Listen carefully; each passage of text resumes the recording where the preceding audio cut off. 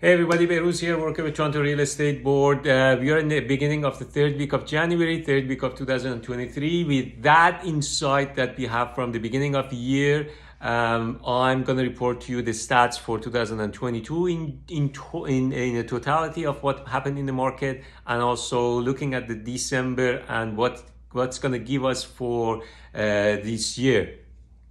Starting from that, in December we had close to 3,100 transactions. That shows that even in the low number of inventory that we had, people couldn't wait. That shows that the market sentiment is coming back, and that is a very good message for you if you're only watching the first minute of the video. I know that I'm going to record the longer version, so stick with me in order to see more details. So market sentiment is back, and even in the beginning of January and in this week we have seen lots of activities, and that is denoted to more seasonal activity that we are seeing in the beginning of each year. With that, the average sales stat for a type of pricing, for a type of housing in Toronto GTA area was close to $1.2 million, and that is something that you have to think about whether that is something people can afford or not, because that gives you an indication of whether the price is going to go down a little bit or not. With the interest rates and the environment that we're seeing from being created by the Bank of Canada's policy, we don't see that much of a change in that regards, and the interest rates are staying at the same level as we are seeing right now until the end of this year.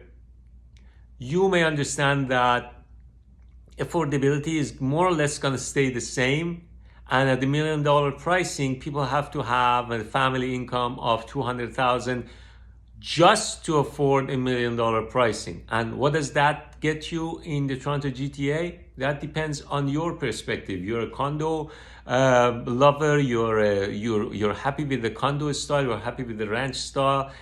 That is something that you have to look into details for. I'm hoping that you call somebody who can understand these neighborhoods and in detail tell you what you have to expect from the market. But moving on, the difference between the detached and townhome sector was something that really fascinated me in 2022, the year that passed. And that is close to, based on my understanding, that is close to $800,000 in Toronto, and which is a very big number for people who are upsizing. And that tells me that, you tell me, the detached market is gonna see a little bit of more shrink when it comes to the pricing in the Toronto area. The same way, if you're looking at the York region, Durham region, Peel region, you have to look that in general, we are almost close to 3 months of inventory. What does that tell you is that the areas that are not close to this number are going to see more and more listing, are going to see more and more price pressure downwards. And ahead of them, I'm guessing that Durham region is going to affect more than any other regions in Toronto GTA area. Why? When the indications, the prices are that high in the Durham region with that low level of inventory, people try to be ahead of the market and take advantage of the market.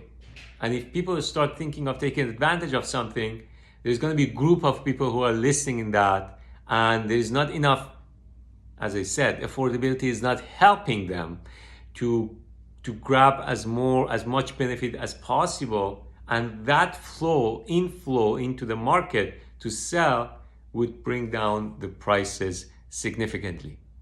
So it's a supply and demand, that's correct, but affordability is something that you have to always look for. In a high interest rate environment, the areas that have appreciated so much are gonna drop more than any other areas. That is another message for this video. Now, looking at the condo sector, we have two fronts to deal with. One is the rental market, which fortunately we have noticed that market has been stabilized. By fortunate, I mean that we are at least getting qualified tenants in the price range that we are in right now. And it has dropped by almost 5 to 7% according across the board. And that is again a good thing, because at those levels that we were trading for the rental market, for the rental property on the market, it wasn't stable the same way as it wasn't stable for the high pricing for resale market. The second front for the condo market is number of inventory, number of units that are going to be finished this year being delivered into the market, and that is quoted as 30,000 units in Toronto GTA area, where it's going to affect the pricing and it's going to stabilize the rental market a bit more. But delving into that a little bit more, you will see that Toronto is still lacking in comparison to that 30,000 if you're taking it. And the rental market in Toronto is going to stay almost the same if we are hopeful what the dynamic of the market is giving us is true.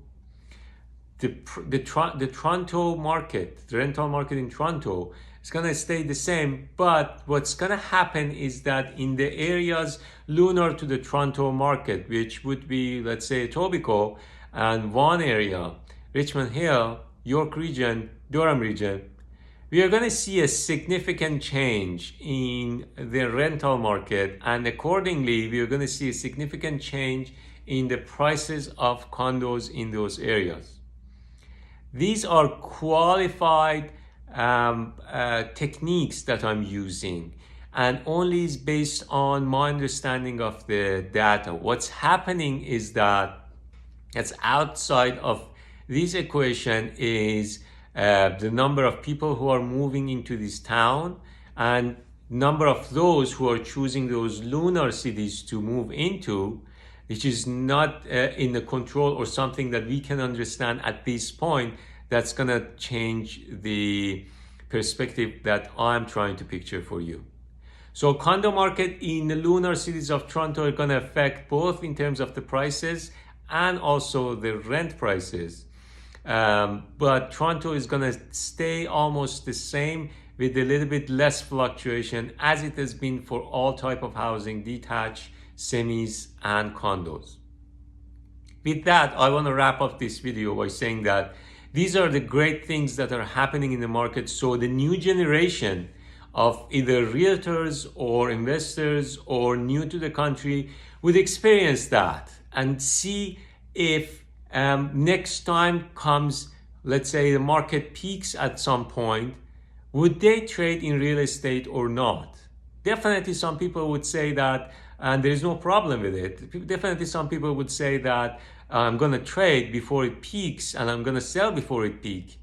But right now, it's the best time to practice to see if we know what is the peak, what happened at those times that we were saying that we are now saying that it was a peak and nobody listened to us.